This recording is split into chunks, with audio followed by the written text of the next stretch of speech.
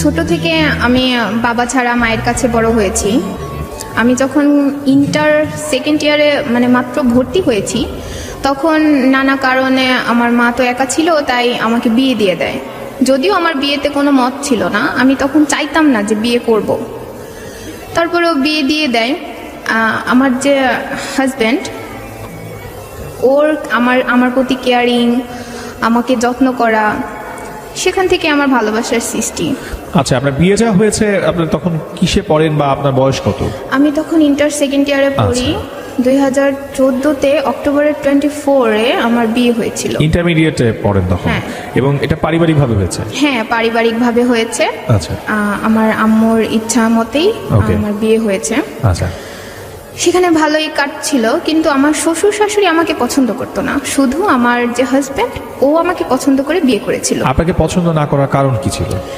কারণ আমি একটু মোটা ছিলাম, এটা ওনার ভালো লাগতো না আমার শাশুড়ির।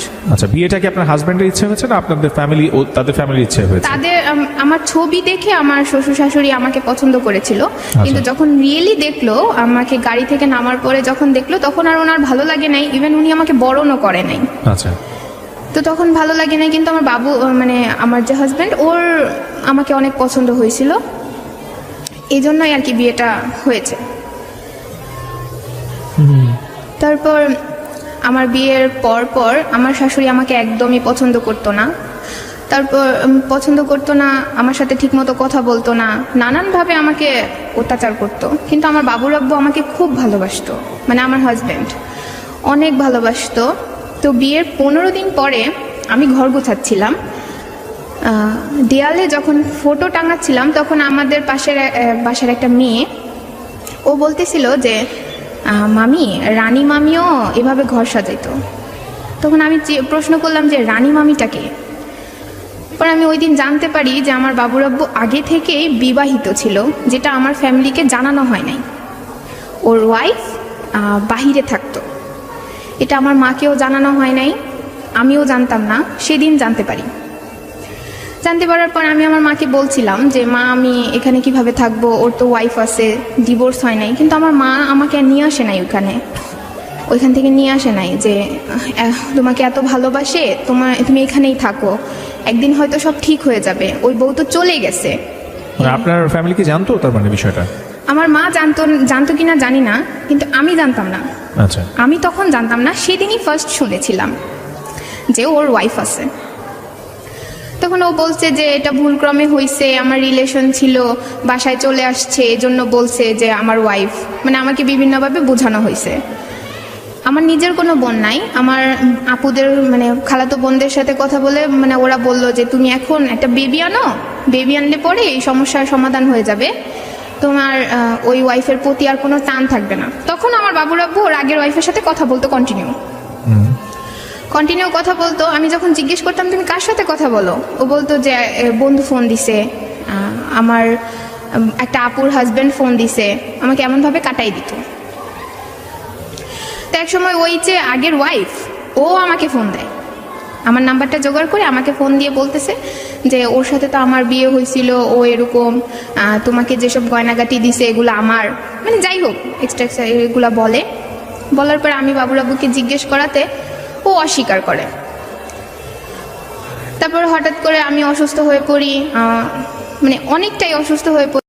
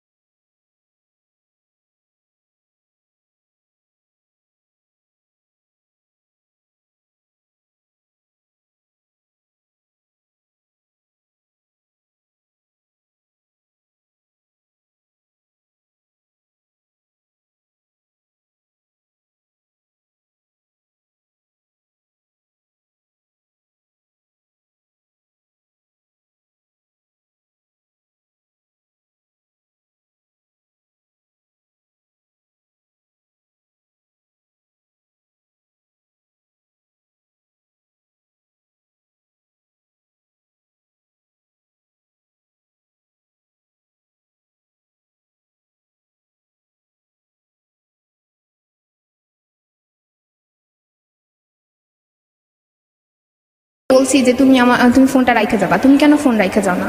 তো ফোন রাইখে গেছে। আমি আর আমার বাবুর আব্বুর যে বড় বোনের মেয়ে ঘরে একসাথে থাকতাম। তো তখন একটা নাম্বার থেকে ফোন আসে। ফোন আসার পর আমি ফোনটা রিসিভ করি। রিসিভ করার পরে ধরলাম যে একটা মেয়ে মানুষ ফোন করছে। মেয়ে মানুষটা ফোন করে বলতেছে যে আমার হাজব্যান্ড ওরও হাজব্যান্ড। আচ্ছা। তখন আমি আবার জানতে পারি যে আমার হাজব্যান্ড আবার আরেকটা সম্পর্কে জড়ায় আছে। ওকে। ভাইয়া সে নামটা কি ফ্ল্যাশ করবো? হ্যাঁ, শিওর। ওর নাম ছিল রিয়া।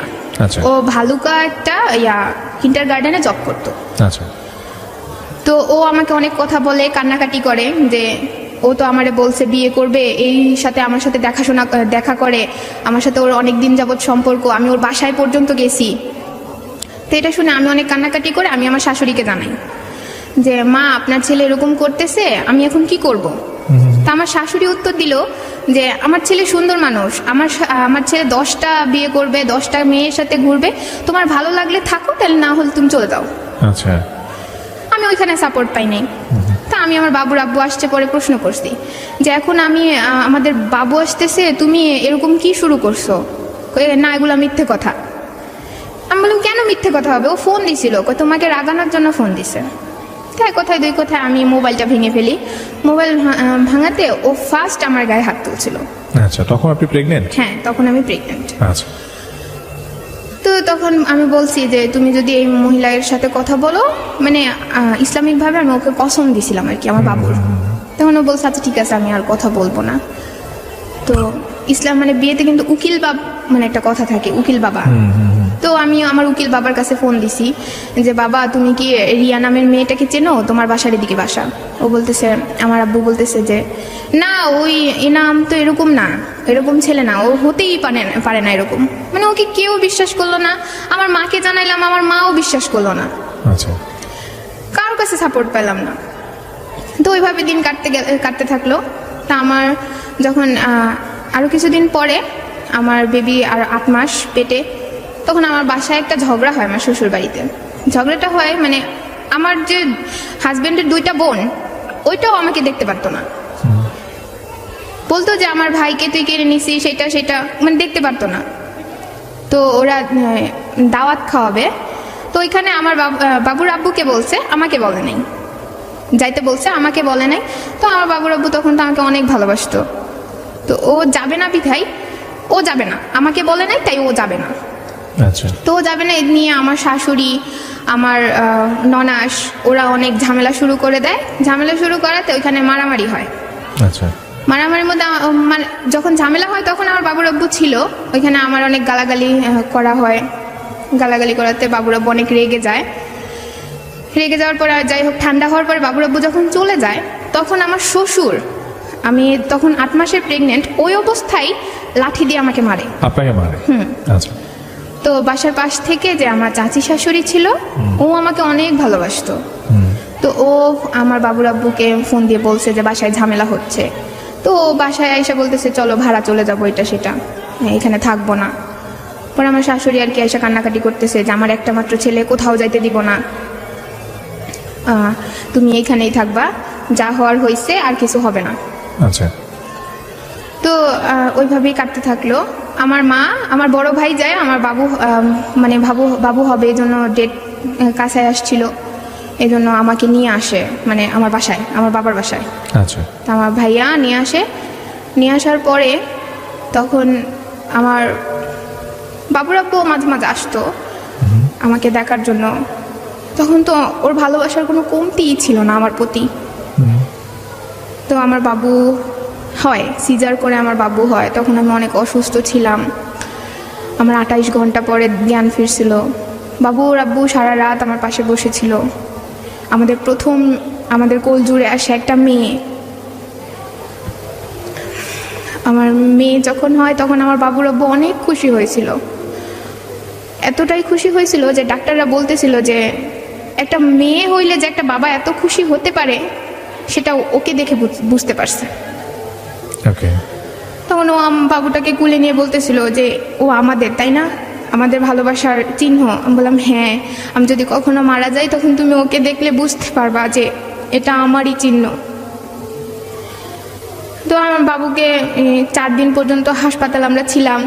থাকার পরে আমার বাবুর আব্বু আমাকে বাসায় না দিয়ে ও চলে যাবে ওর ব্যবসার কাজে, মানে ও বাসায় ময়মনসিংহ চলে যাবে। তো আমাকে রেখে চলে গেছে। আমার বাবুর বয়স যখন 23 দিন, তখন আমি রাত্রিবেলা ফোন দিছি, তখন রাত্রে বাজে 12টা। হ্যাঁ। তো ফোন দিচ্ছি, ফোন ধরছে না। না, আমার একটা দেবর ছিল, মামা শ্বশুরের মানে মামার শ্বশুরের ছেলে দেবর, ও আবার আমার বাবুর আব্বুর সাথে থাকতো রাত্রে। তো আমি বাবুর আব্বুকে ফোনে না পাইয়া ওকে ফোন দিছি যে রানা তুমি কোথায়? কই ভাবি আমি তো ভাইয়ের বাসায়। তখন আমি একটা মেয়ের গলা পাই, মেয়েটা বলতেছিল তুমি আসো না, এরকম একটা কথা। আমি বললাম তোমার ভাই আমার ফোন ধরছে না কেন, আর বাসায় মেয়ে মানুষকে? পর বলতেছে ভাইরে ফোন দেন, ভাই ধরবে। তো আমি ওকে ফোন দিলাম, ও ফোন দেওয়ার পরে বলতেছে, আমি বলতেছি কি ব্যাপার তুমি, আমি ঘরে মেয়ে মানুষের কণ্ঠ পাইলাম। কই না, কোনো মেয়ে মানুষ নাই তো। তখন আমি আবার কণ্ঠ পাই, মানে মেয়েটা হাসতেছে, এরকম একটা কণ্ঠ। আমি বললাম যে সত্যি করে বলো তো যে বাসায় কে আসছে? তো ও বললো যে আমি তো আসলে মেয়ে আনি নাই, আমার ফ্রেন্ডরা আনছে। তো তোমার ফ্রেন্ডরা মেয়ে আনছে তোমার রুমে কেন? তো ওইটা নিয়ে আমি আমার ননাসকে ফোন দিছি যে আপা একটু যায় দেখেন আপনার ভাই বাসায় মেয়ে নিয়ে আসছে। তো ওরা কিন্তু বাসায় যায় পাইছিল মেয়েটাকে, পরে যে আমি শুনতে পারছি মেয়েটাকে পাইছিল, কিন্তু আমি ঝামেলা করব বিধায় আমাকে বলছে যে না এইখানে কোনো মেয়ে নাই, তোমার কে বলছে আবল তাবল কথা। তখনও কিন্তু আমার বাবুর আব্বু ওর মা বোনের কাছ থেকে সাপোর্টটা পেয়েছিল। তো আমি কিছুদিন পরে যখন আমাকে এখান থেকে নিয়ে যাবে, যখন আমার বাবু হয়েছে, মেয়ে হওয়াতে আমার শ্বশুর শাশুড়ি আমার বাবুকে আমাকে দেখতেও আসে নাই। আচ্ছা। আমি ওদের এতটাই অপছন্দের পাত্র ছিলাম। তারপর দেখতে আসে নাই, আমার বাবুর আব্বুই আসছে আমাকে নিতে আসছে। পরে আমি বলছি না আমি যাব না, একে তো তোমার বাড়িতে আমার শান্তি নাই, তারপরেও তুমি এরকম করো, আমার মধ্যে কি নাই যে তুমি অন্য মেয়ের কাছে যাও? তখন বলছে বিশ্বাস করো আমি ওটা আনি নাই, এই তোমার মাথা ছুঁয়ে বলছি আমি ওই মেয়ের কাছেও যাইনি। তখন আমি বিশ্বাস করে নিলাম, কারণ আমি তো ওকে অন্ধবিশ্বাস করতাম। তো আমাকে বাসায় নিয়ে গেছে, তখন আমার ছোট্ট বাবুকে নিয়ে ভালোই সময় কাটতেছিল। যদিও একা একা মেয়েটাকে মানুষ করতে হচ্ছিল, আমার শ্বশুর শাশুড়ি আমার মেয়েকে কুলেও নিত না। তো আস্তে আস্তে আমি খেয়াল করলাম আমার বাবুর আব্বু ঠিক মতো বাসায় আসে না। সকাল 6টা বাজে বেরোয়, রাত্রে 2টা-3টা বাজে বাসায় আসে। ফোন দিলে বলে আমি ব্যস্ত আছি, আমি কাজ করতেছি, তুমি আমাকে পরে ফোন দিও বা আমি পরে ফোন দিব, মানে দূরত্ব সৃষ্টি হচ্ছিল। তখন আমি আমার মামাতো ভাইকে ফোন দিছিলাম, ফোন দিয়ে বলতেছি ভাই দেখ না এরকম আমার সময় কাটে না, আমার ভাল লাগে না, তোর ভাইয়া তো বাসায় আসে না।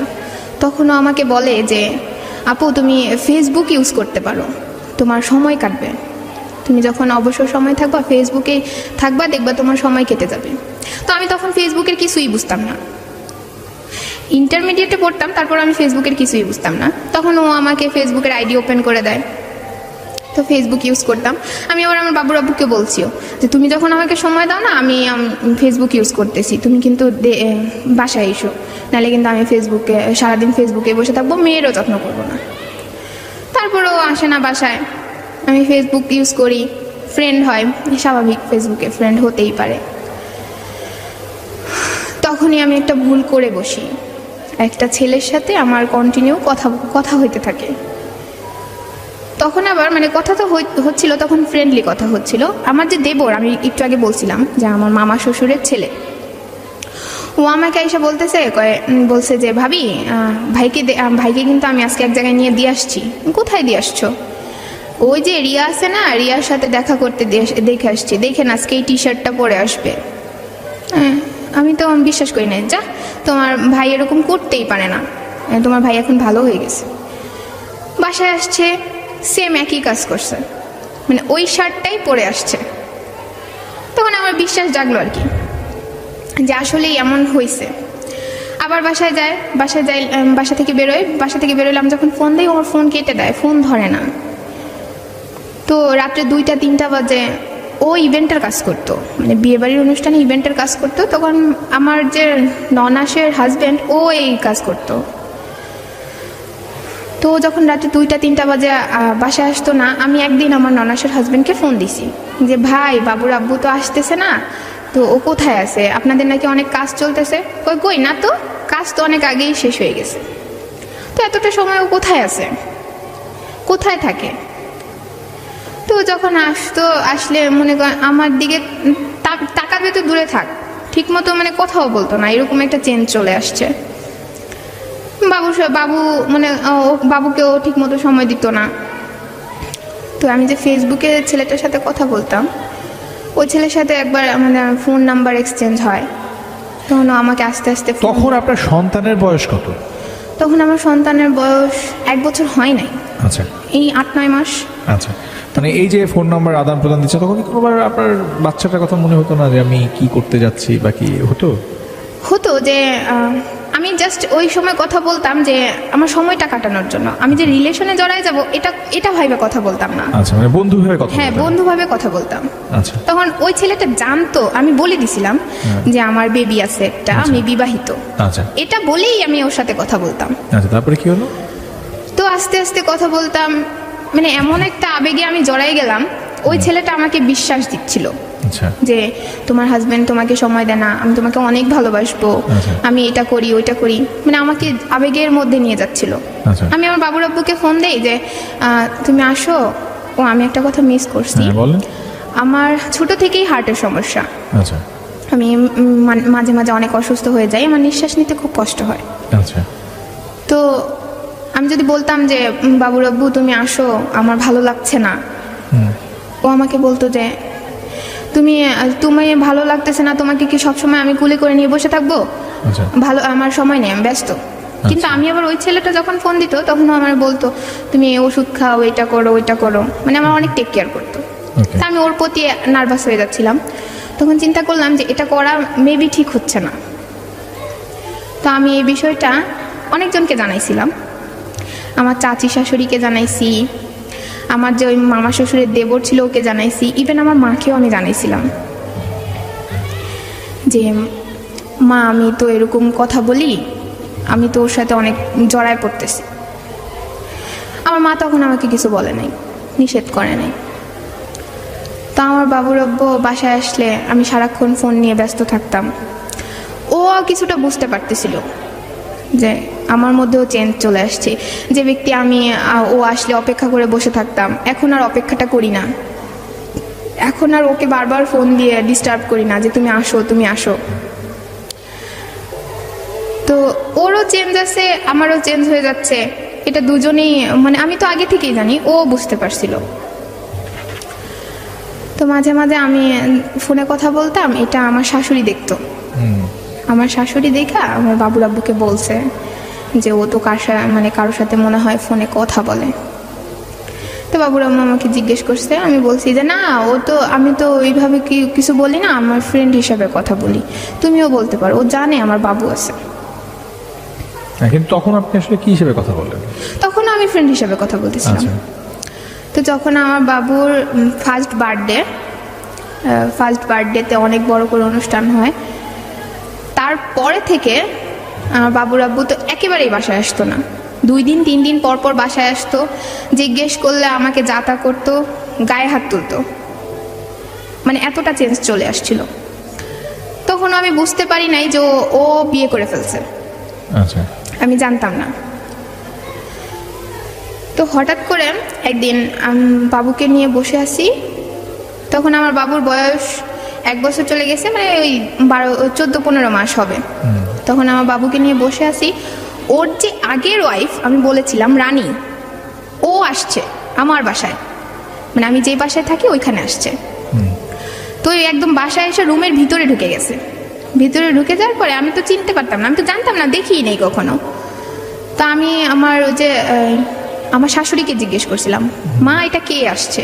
তখন আমার শাশুড়ি বলছে এটা রানী। তখন আমি স্বাভাবিক, একটা মেয়ে মানুষ রাগ করতেই পারে যে ওয়াইফ চলে গেছে এটা কেন বাসায় আসবে, এখন তো আমার বাবু হয়ে গেছে।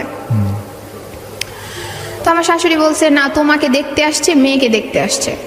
তা মেয়েকে দেখতে আসছে, ঘরে এসে বসুক, তো এভাবে চলে গেছে কেন, এভাবে মুখ ঢাইকে আসছে আমার রুমে, নিজের ইচ্ছা মতো ঢুকলো আবার চলে গেল।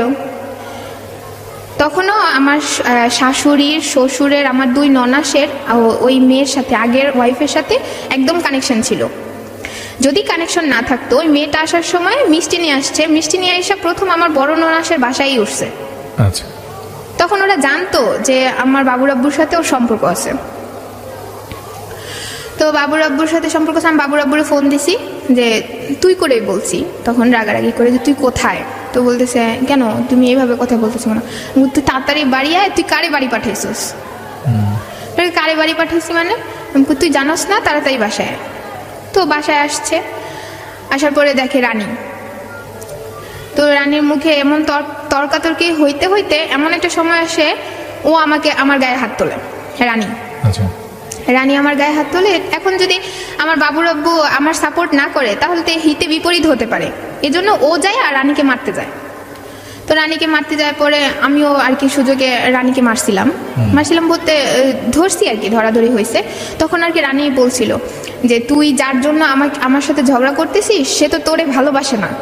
বললাম, আমি বলছি তুই কোনো কথাই বলিস না, তোরে ভালোবাসতে তোরেই রাখতো, আমারে আনতো না।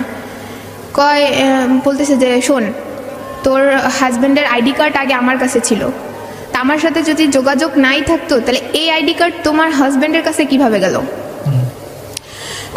গত পরশুদিন আমার এইভাবে বলতেছিল যে গত পরশুদিন একটা বডি স্প্রে আনছিল, মনে আছে তোমার, হোয়াইট কালার? আমি বললাম হ্যাঁ। ওটা আমার সাথে দেখা করে আনছিল, আমি দিয়েছিলাম ওকে। আমি যেখানে, মানে ওই রানী বলতেছিল যে আমি যেখানে থাকি ওইখানে সবাই জানে ও আমার হাজব্যান্ড, ও নিজে আমাকে বাসা ভাড়া করে রাইখে আসছে, ও প্রতিনিয়ত আমার কাছে যায়, আমার সাথে কন্টিনিউ যোগাযোগ আছে। বলে আমি বিশ্বাস করি না, আমি বলতেছি আমি বিশ্বাস করি না। বডি স্প্রে ওটা কিনে আনছে, তুমি যে আমার ঘরে গেছো, এটা দেখছো, দেখে আমাকে বলতেছো, কই তুমি প্রমাণ চাও? বললাম হ্যাঁ প্রমাণ চাই। ও আমাকে কল রেকর্ডিং শোনাইছে। আচ্ছা। কল রেকর্ডিং শোনাইছে, ওরা যে একসাথে রুমে ছিল এই ভিডিও আমাকে দেখাইছে। আচ্ছা। তারপরে তো আমার আর বিশ্বাস করার মতো কিছু নাই। তখন আমি অনেক কান্নাকাটি করতেছিলাম। তখনও আমি আমার বাবুর আব্বুকে বোঝাইতেছিলাম যে দেখো তুমি এরকম করো না, আমার বাবু এখন বড় হচ্ছে, ও যদি বড় হয়ে শুনতে পারে যে ওর বাবা এরকম ছিল তাহলে ও কি শিখবে, ওর মান সম্মান থাকবে? তখনও কিন্তু আমি ওই ছেলেটার সাথে কিন্তু ফ্রেন্ড হিসেবেই কথা বলি। তা আমার বাবুর আব্বুকে বলতেছি যে তুমি এগুলা করো না প্লিজ, তোমার পায়ে ধরি। তখন আমি কান্নাকাটি করতেছিলাম। পরে বলতেছে তুমি আমার বিশ্বাস করো, আমি এরকম কিছু করি নাই, ও মিথ্যে কথা বলছে। মিথ্যে কথা বলছে, কল রেকর্ড কিভাবে আসলো? এগুলো আগের। তো এগুলো বলছে পরে ও আবার ঠান্ডা করলো আমাকে। ঠান্ডা করার পরে বলতেছে আমি এইসব করি না, তুমি বিশ্বাস করো আমাকে, আমি কখনোই এরকম করি না। এই যে এত কিছু বলছে, তার ফ্যামিলি থেকে রিঅ্যাকশনটা কি? তার ফ্যামিলি, ওর ফ্যামিলি ডাইরেক্টলি আমাকে বলছে তোমার ভালো লাগলে থাকো, নাহলে চলে যাও।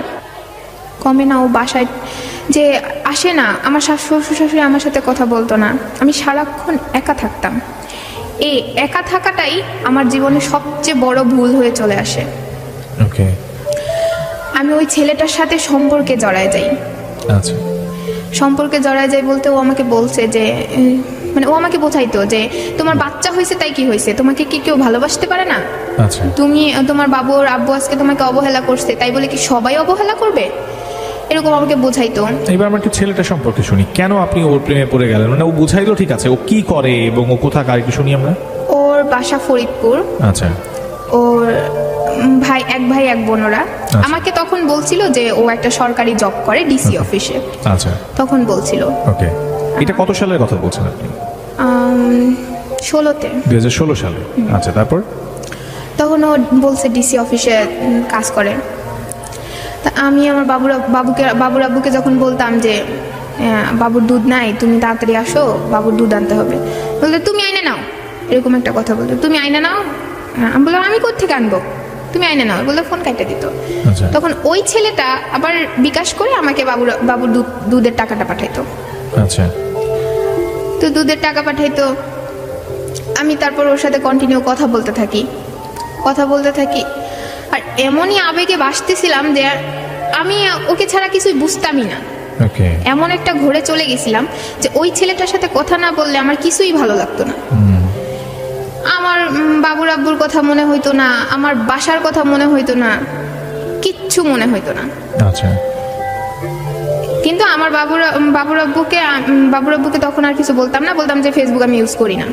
বলতেন? হ্যাঁ। করেন না বলতেন? হ্যাঁ, করেন না, করি না বলতাম। কেন কেন বলতেন? এই মিথ্যাটা কেন বলতেন? মানে আপনাকে কি না করেছিল? হ্যাঁ, বলছে তুমি আর ফেসবুক চালাবে না। আচ্ছা। আমার শাশুড়ি ওর কাছে বিচার দিছিল যে আমি সবসময় ফোনে কথা বলি। আচ্ছা।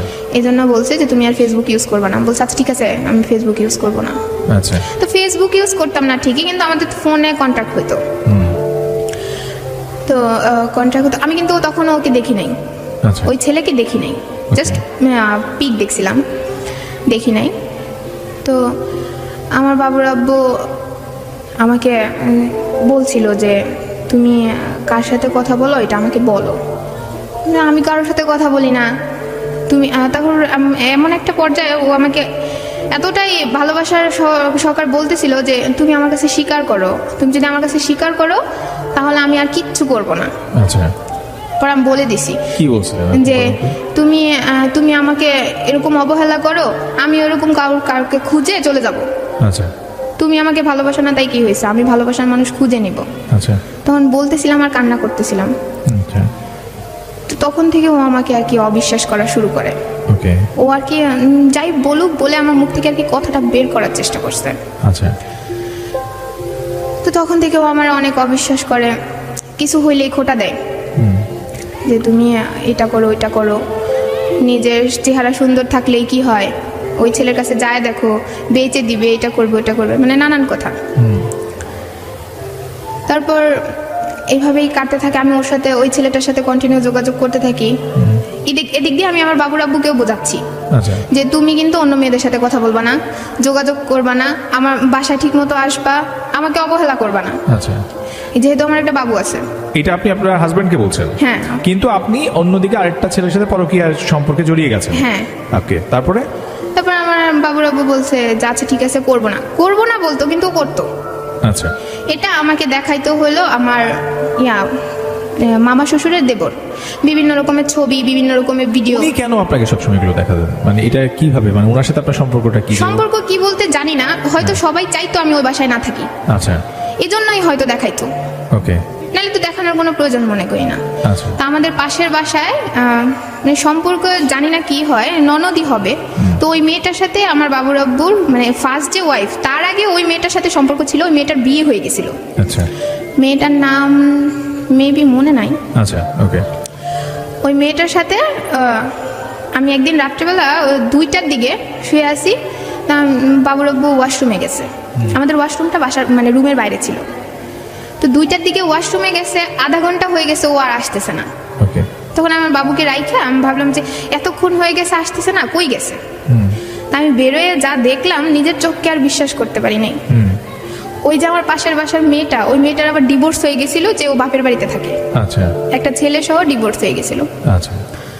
তা আমি বাইরে বেরোয় দেখি ওই মেয়েটাকেও হাক করে রাখছে। আচ্ছা। রাত তখন 2টা বাজে? হ্যাঁ, 2টা বাজে। আচ্ছা। তা হাক করে রাখছে, আমি কিছু বলি নাই তখন। আচ্ছা। দেখে চলে আসছি, কারণ মানুষ জানাজানি হলে খারাপ। আচ্ছা। এজন্য রুমে চলে আসছি। সে কি আপনাকে দেখেছিল তখন? না, দেখেনি। ওকে। তো বাসা রুমের ভিতরে ঢুকছে, দেখে আমি লাইট জ্বালায় বসে রয়েছি, বসে বসে কান্না করতেছি। ওকে। তো বলতেছি কি হয়েছে তোমার? আমি কই কি হয়েছে মানে, তুমি কোথায় গেছিলা? কেন, আমি বাথরুমে গেছিলাম। পরে আমি বললাম ওই মেয়েটার নাম ময়না।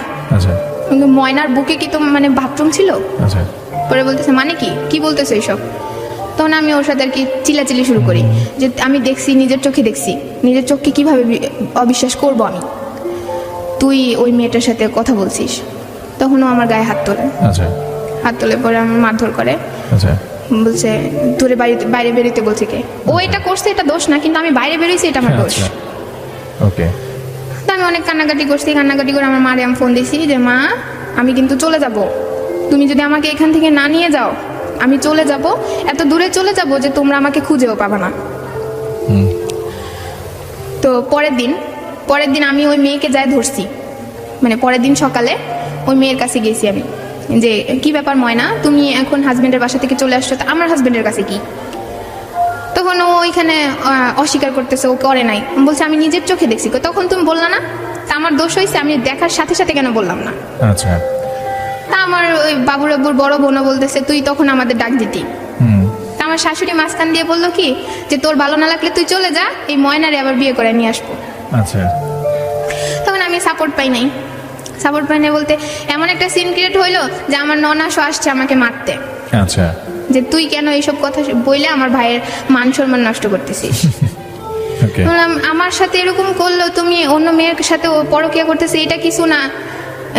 আমি এটা বলছি, এটা মান সম্মান নষ্ট গেছে, তুইও তো কথা বলিস। আচ্ছা। আমি বলি কথা বলি ঠিক আছে, আমাকে তো আর কেউ দেখে নাই যে আমি জড়ায় ধরে রাখছি, আমার তো কোনো ভিডিও নাই, আমার তো কোনো ছবি নাই। তখন আমি রেগে গেছিলাম অনেকটা। পরে আমার বাবুর আব্বু বলছে যে মানে এতটাই ও রাগ হয়ে বলছে যে তোর সমস্যা, আমি আবার বিয়ে করব। আচ্ছা।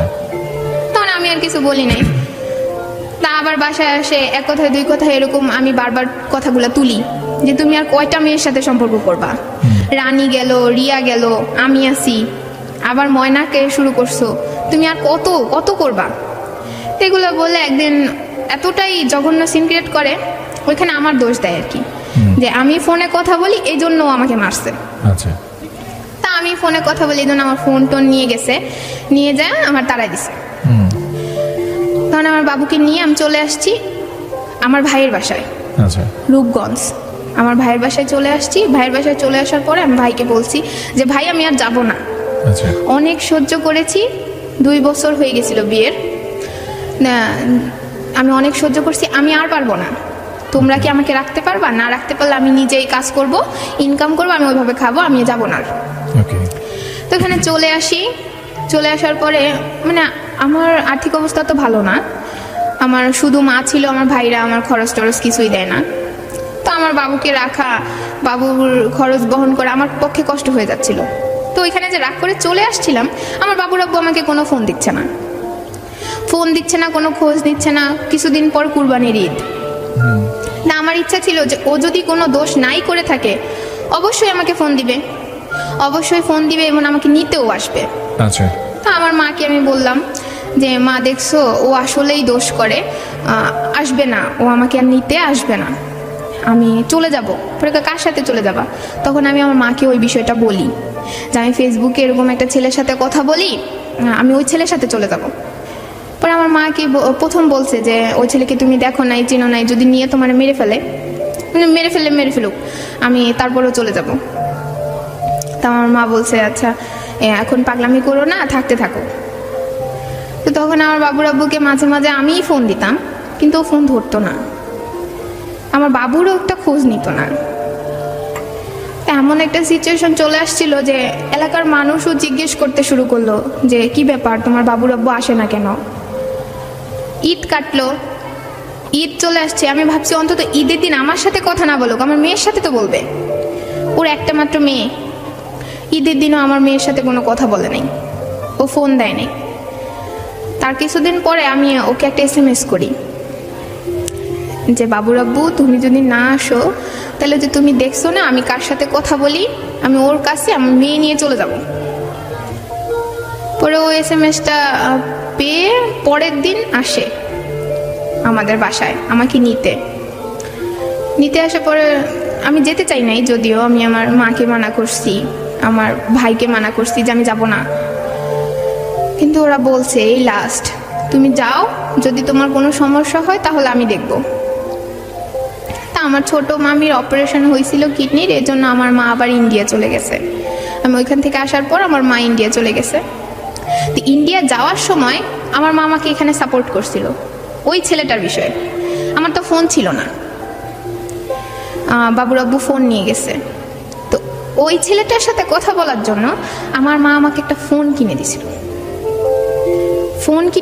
ইভেন আমার একটা সিম কার্ডও কিনে দিছিল।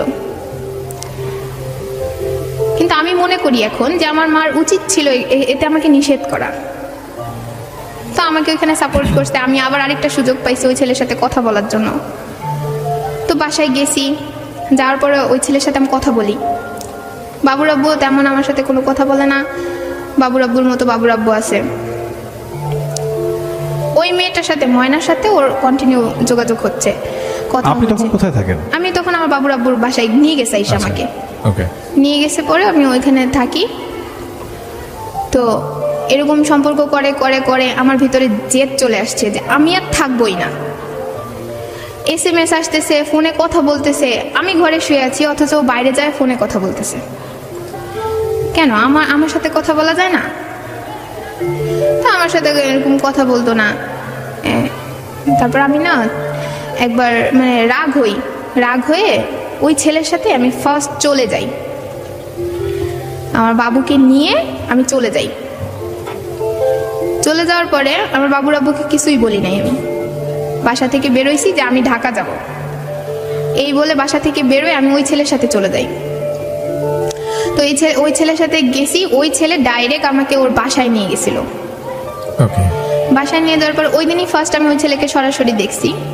তো মানে ওই ছেলেটার হয়তো কোনো প্ল্যান ছিল, তো ও আমার আগে আমার বাচ্চাটাকে কুলে নিছে, আমার মেয়েকে নিয়ে আমি গেছিলাম।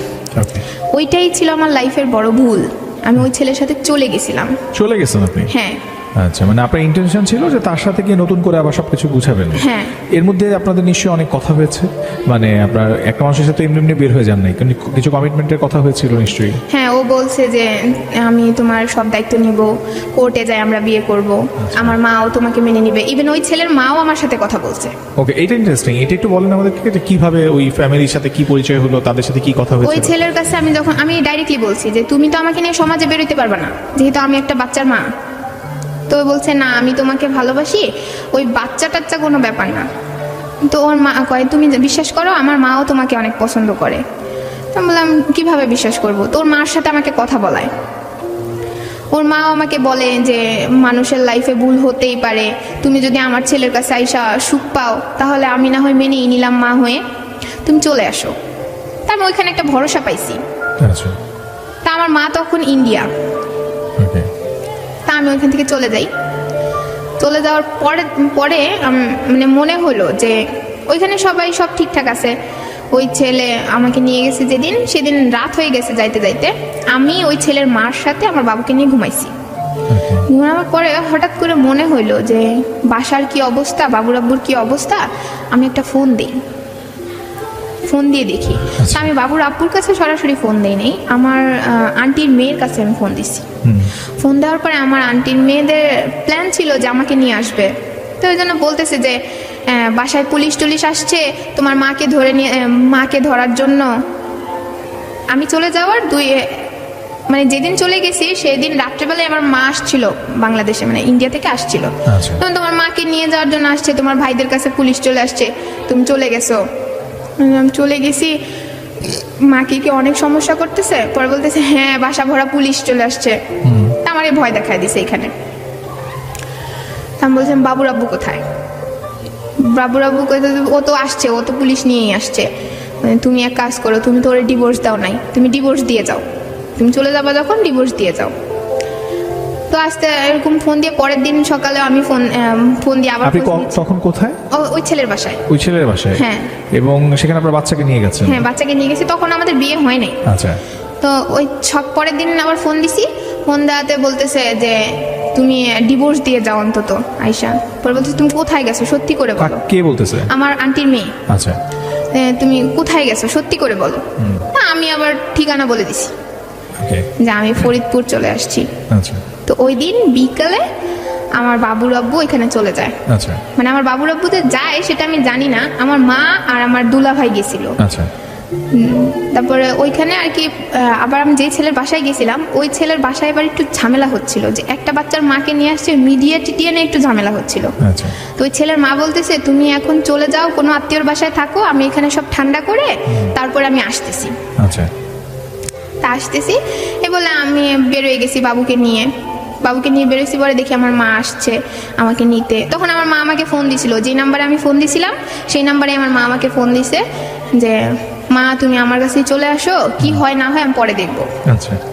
তা আমি বলছি যে মা যাই হোক আমি এখানে চলে আসছি, আমি বাসায় আসবো, কিন্তু আমি বাবুর আব্বুর কাছে যাবো না। বলছে আচ্ছা ঠিক আছে যাও না।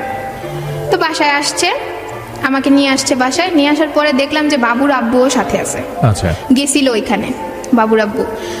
তো আমার আসছি পরে আমার বাবুকে কুলে নেয়, কুলে নিয়েছে পরে আমার বলতেছে তুমি কি থাকবাই না? বলছে না আমি থাকবো না, তুমি আমাকে এরকম ভাবে একা একা রাখো বাসায়, আমি সারাক্ষণ একলা ফিল করি, তোমার মা কথা বলে, তোমার বাবা আমাকে গালাগালি করে, তোমার বোনরা আমাকে গালাগালি করে, তুমি একটার পর একটা মেয়ের সাথে সম্পর্ক করতেছো, আমি থাকবো না। তখন আমি খুব জেদ করি। তখন আর আমার বাবুর আব্বু আমার ফ্যামিলির কাছে খুব ভালো হয়েছে, যে বলতেছে যে ওই ছেলেকে ফোন দেন, ওই ছেলে যদি ওকে নেয় তাহলে আমি আর নিব না, আমি চলে যাব। আচ্ছা আর যদি না নেয় তাহলে আমি ওকে এখন নিয়ে যাব। আচ্ছা তো এটা তো যে সে লোক বলতে পারে না যে একটা ছেলে নিয়ে গেলে ও নিয়ে যাবে নাহলে নিয়ে যাবে না। আচ্ছা তখন আমার ভাইয়ারা বলতেছে দেখছো এরকম মানুষ পাবা, তুমি কাকে দোষারোপ করো, এ তো তোমার জন্য পাগল। তখন আমাকে সবাই বুঝাইতেছিল যে বাবু আছে একটা, আমার পাশের বাসার আন্টিরা সবাই বুঝাইতেছিল যে একটা মেয়ে আছে, যা করছো করছো, আর কিছু করার দরকার নাই, তুমি চলে যাও। আচ্ছা তা আমি বলতেছি আন্টি আমি যে এখন যাবো, আমি তো একটা ভুল করে ফেলছি, তখন ও তো সারা জীবন আমাকে খোটা দিবে। তো বলছে না খোটা দিবে না, আমরা এরকম কথা বলেই দিব। তো বাবুর আব্বুকে বলতেছে তুমি কোনো খোটা দিবা না তো? কই না আমি কোনো খোটা দিব না, আমি ওরা কিচ্ছু বলবো না, আচ্ছা আমি ওকে নিয়ে যাই। তো পরের দিন আমাকে বাবুর আব্বুর বাসায় নিয়ে গেল। আচ্ছা বাবুর আব্বুর বাসায় নিয়ে যাওয়ার পরে তখন আর আমাকে ফোন টোন কিছু দেয় না, আচ্ছা কোনো কিছুই ফোন টোন দেয় না। তো তখন কয়েকদিন ভালো ব্যবহার করতেছিল। তো এর মধ্যে ওই ছেলের সাথে কি হলো, মানে আপনি চলে আসলেন, এটা তো মানে চলে আসলাম পরে ওই ছেলেটা তো ওইখানে যখন গেলাম আমি মিস করছি, ওইখানে যখন গেলাম পরের দিন যে সকালে আমি সব শুনতে পারলাম ওই ছেলেটা মাত্র এসএসসি পরীক্ষা দিছে। আচ্ছা মাত্র এসএসসি পরীক্ষা দিছে, ও কোনো চাকরি বাকরিই করে না। আচ্ছা ওর মা কে তাহলে যে কথা বললেন আপনি? হ্যাঁ ওর মাই কথা বলছে। আচ্ছা ওর মাই কথা বলছে, ওর মাই মিথ্যে কথা বলছে আমার সাথে, আচ্ছা যে ওই ছেলে চাকরি বাকরি করে। আচ্ছা তখন ওইখানে গিয়ে আমি তো আরেকটা ধোকা খাইছি, জি যে চাকরি করে না, কিছুই করে না। তখন আমি ওরে প্রশ্ন করছিলাম যে তুমি যে আমাকে টাকা পাঠাতে, টাকা কই পাইতা? আচ্ছা বলছে আমার মা দিস, ওর বাবা আবার বাইরে থাকতো। আচ্ছা তো ওইখান থেকে তো ও কি আপনার সমবয়সী, আপনার তো ছোট? বয়সে আমার বড় কিন্তু ক্লাসে পিছিয়ে ছিল, মানে পড়াশোনা করে নাই আর? না পড়াশোনা করতো না। আচ্ছা ঠিক আছে। তো আমি তো ওইখানে চলে আসছি, তো ওই ছেলে মানে ঘৃণা চলে আসছে যে ও আমাকে ঠকাইছে, আর কথা বলবো না আর। তা আমি ভাবছিলাম যে আমার বাবুর আব্বু আর কিছু করবে না, আমার সাথে আর খারাপ ব্যবহার করবে না, যেহেতু একটা এরকম ঘটনা আমি করে ফেলছি, হয়তো ও আর আমাকে হারাইতে চাচ্ছে না। কয়েকদিন ভালোই কথা বলে, ভালো কথা বলার পরে ও আমাকে আস্তে আস্তে মানসিকভাবে টর্চার শুরু করে, যে তুই অন্য ছেলের সাথে চলে গেছিলি, তুই ভালো না, এইটা সেটা, অন্য কেউ হইলে রাখতো না, মানে যা খারাপ ভাষা আছে ওগুলো ইউজ করতো। তখন আরো আমার বেশি মারধর করতো, কথায় কথায় যদি অনেক রাত করে বাসায় আসতো আমি জিজ্ঞেস করতাম কি ব্যাপার, কোথায় গেছিলা, এত রাত হইলো কেন? তোকে জবাবদিহি করতে হবে, তোর মতো তুই খা ঘুমা, সমস্যা কি? তা আমি যে চলে গেছিলাম ওই বাবুর আব্বু এটা আবার ওর মাকে বলে নাই, ওর মা বাবাকে কাউকে জানায় নাই যে আমি চলে গেছিলাম অন্য ছেলের সাথে। তো ওর মা এসে আমার জিজ্ঞেস করতো আচ্ছা তোমাদের কি হয়েছে, কেন মারধর করে তোমারে? বললাম আপনার ছেলেরে জিজ্ঞেস করেন কি হয়েছে। তো ওর মা মোটামুটি ঝগড়া যখন আমি করতাম তখন দরজার কাছে দাঁড়ায় থাকতো, কথায় কথায় এমন উঠতো তুই তো অন্য ছেলের সাথে চলে গেছিলি, আবার আসছিস কেন? আমি বললাম তুমি তো আমার আনছো।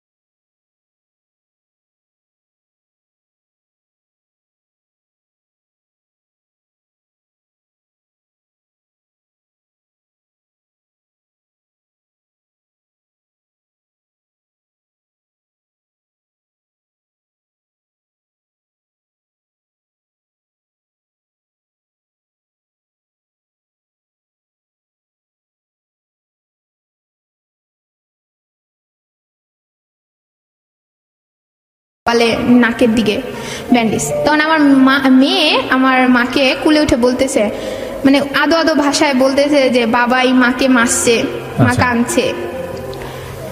তা আমার মা আমাকে জিজ্ঞেস করে নাই, ওই আমি একটা ভুল করছি চলে গেছিলাম, হ্যাঁ এজন্য আমার মাও আমাকে জিজ্ঞেস করে নাই। তখন আমি রাগ করে বলছিলাম, তুমি তো মা না, মা নামে কলঙ্ক।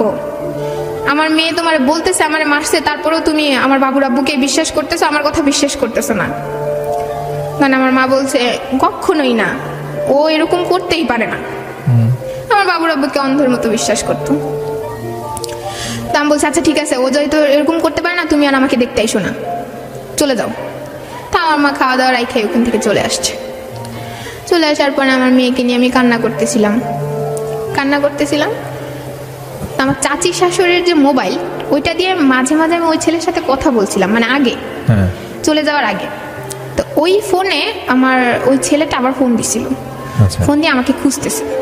হ্যাঁ আমাকে খুঁজতেছে, পর আমার চাচি শাশুড়ি আমার কাছে ফোনটা নিয়ে আসছে। ফোনটা নিয়ে আসার পর আমি বললাম কে, পরে বলতেছে যে আমি। নাম বলবো না তো বলছে যে আমি। আচ্ছা বলেন, নামটাও বলেন, যে তবে সবার নামই বলেছেন, তার নাম আর বাদ রেখে লাভ কি, বলেন। সাইম ওর নাম ছিল।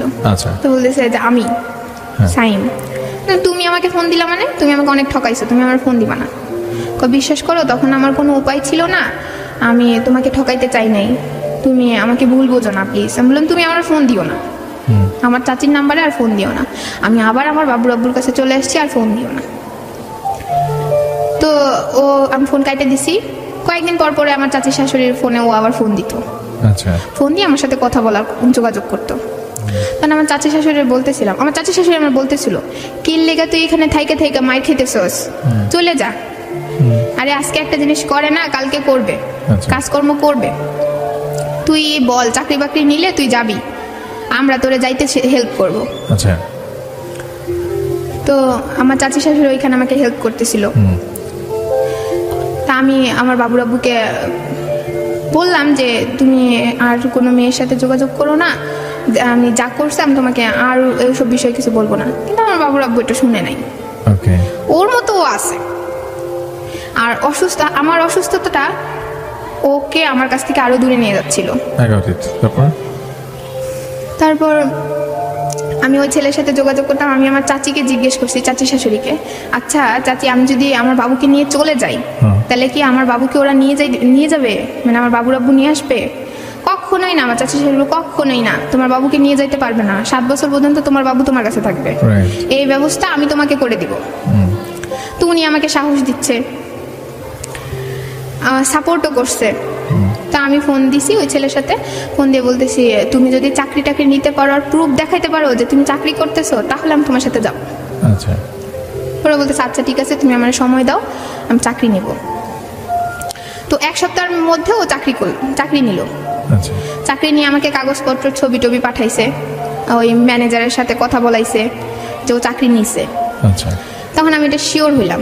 আচ্ছা শিওর হওয়ার পরে আমি বাসায় ছিলাম, আমার বাবুর জন্মদিন আসতেছে, 2 বছর হবে। আচ্ছা তা আমার বাবুর আব্বুকে বললাম যে বাবুর তো জন্মদিন আসতেছে, তুমি কিন্তু কেক টেক আইনো, বড় করে না হোক একটা অনুষ্ঠান করব। তো বাবুর আব্বু বিকালের দিকে আসছে, 31শে জুলাই। তখন আসছে, আয়শা আমাকে মানে সবজি টবজি দিয়ে কেক টেক দিয়ে বলছে তুমি সব গুছায় রাখো, আমি আসতেছি।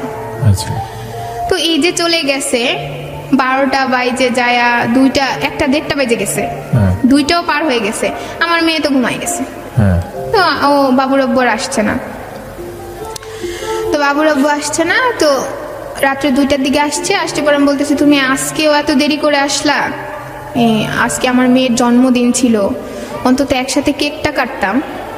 পরে বলছে মেয়ের এখন উঠাও, মেয়ে তো ঘুমাই গেছে, এখন আর উঠবে কি, তোমার কেক তুমিই কাটো। তো নিজেই কেক কাটলো, কেক কাটা নিজেই খাইলো, খাই রেখে দিছে পরে আমি বলতেছি তুমি তো আমার আগের মতো আর বিশ্বাসই করো না, আজকে এমন একটা দিন গেল, মানে ও আমার কাছে এতটাই অবিশ্বাস করতো ওই চলে যাওয়ার পরে যে আলমারির চাবিটাও আমার কাছে দিত না। তুমি আমার আলমারির চাবি দিচ্ছ না, আমি একটু সাজগোজ করবো তাও পারতেছি না। তখন বলে উঠলো তোর মতো, মানে খারাপ ভাষায় একটা, যে তোর মতো এটার সাথে কি আমি কিছু দিব নাকি, তুই তো আমার সবকিছু নিয়ে পালাবি। তখন এরকম বলে আমি তোমার কিছু নিয়ে গেছিলাম, তখন বলছি যে আমি কি তোমার কিছু নিয়ে গেছিলাম? হ্যাঁ গেছিলাম, তোমার মেয়েকে নিয়ে গেছিলাম, আমি যা গয়নাগাটি ছিল সব তো ফেরত নিয়ে আসছি, আমি তো পরে আর কিছু করি নাই। তো এরকম করাতে তুই করিস নি মানে আবার করবি না, যে এরকম কোনো গ্যারান্টি আছে? এ নিয়ে বলতেছে আচ্ছা আমি একটা চলে গেছি তাতে তুমি এরকম ইয়া করতেছো, আমি তো নিজের চোখে তোমার সম্পর্কে কত কিছু দেখছি, আমি তো তোমাকে একবারও বলি না। তো তুই বলবি কেন? আমি ছেলে মানুষ না? আচ্ছা, আমি ছেলে মানুষ, আমি করবো, তোর সমস্যা কি? এরকম করে আমি তুই করবি মানে আমি আমি কোন দিক দিয়ে নাই, আমার কি সমস্যা আমার আজকে বলবি? আমি অসুস্থ তাই চিকিৎসা কর, ভালো হয়ে যাবো। তো এরকম করতে গেলে আমার মারছে। আচ্ছা। মাইরা আমার বলতেছে তুই যদি কালকে আমাকে মুখ দেখাস তাহলে আমার মেয়ের কসম লাগে তোর। আচ্ছা, তা আমি বললাম তুমি আমার এত বড় কথাটা বলতে পারলা? পরে বলতেছে হ্যাঁ পারছি, যা আমার চোখের সামনে থেকে। তা আমি ভাবছি হয়তো রাগে জেদে বলছে। তো ওর পাশের রুমে যাই, ও শুয়ে আছে, আমি মাঝরাত্রে গেছি ওর কাছে। যাই বলতেছে বাবু রাব্বু তুমি আমার এরকম কথা বলতে, তোরে না বলছি আমি তুই আমার মুখ দেখাবি না, মুখ দেখালে আমার মেয়ের মরা মুখ দেখবি, তুই আবার আমার সামনে আইসস, তুই আমার মেয়ের ভালো চাস না। তা আমি আবার চলে আসছি এই পাশের রুমে। সকালে ঘুম থেকে উঠছি, উঠে সব কাজ টাজ গুছায় নাস্তা টাস্তা বানাইছি, বাবু রাব্বু নাস্তা না খেয়েই চলে গেছে। চলে যায়, আমি ফোন দিছি যে কি ব্যাপার তুমি নাস্তা খাইলা না? তো বলতেছে নাস্তা খাইলাম না, তোর মুখই আমি আর দেখবো না, নাস্তাই খাবো না, বাসায় যেন আইসা তোর আর না দেখি। তো তখন আমি তো আমার মাকে ফোন দিছি, মা দেখছো ও আমার এরকম করতেছে। করতেছি কি মানে একটা ওইভাবে গ্রাম্য ভাষায় বলছিল যে মাটি কামড়ে ওইখানে বসে থাক। না বলতে সেটা কোন ধরনের কথা? তুমি তো অন্তত আমাকে সাপোর্ট করো যে তুই চলে আয় দেখি কি হয়েছে। তোমরা না বলছো যে নেক্সট টাইম কিছু হলে তোমরা দেখবা। তা আমার মা ওইখানে সাপোর্ট করে নাই। আমার ভাইকে ফোন দিছি, তোর বিয়েকে আমি দিছিলাম, মানে আমার ভাইয়েরা আমার বিয়েতে আসে নাই, রাজি ছিল না। তো তোর বিয়েকে আমি দিছিলাম, আমি কই না আপনারা দেন নাই, কিন্তু আপনারা আমার ভাই না, তো তোর বিয়ে তোর মা দিছে, তোর মা রেখা বুঝতে পাই নাই আমি ওইখানেও জায়গা।